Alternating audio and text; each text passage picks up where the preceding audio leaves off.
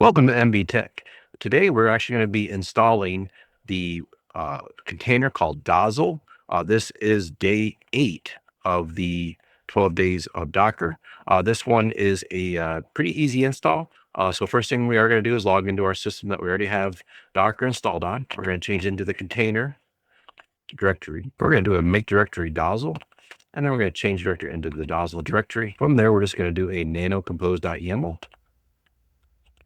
And it's a real short one, services Dozzle latest, and it's going to be on port 8097. X, and we're going to do our standard Docker compose up -d. And then we're going to do our Docker compose logs. And we can see that it looks like everything is ready to go for that. So now we're just going to go to our IP address of our Docker or of our VM, our port, which is 8097. And there we go. We can see our Dozzle is up and running. It's version 8.14.12.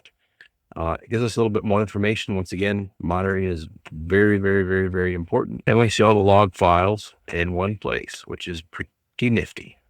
So that is installing Dozzle. As I mentioned, it's just for this one host, because that's the host that we're running everything on, but you can get all your logs for all the different ones and see where you're at all from a single location. And it pulls it from the socket that Docker is running on, so it can get all of it.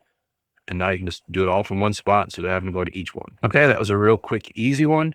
The package is called Dozzle, and hope you enjoyed that. This is day 8 of the 12 days of Docker.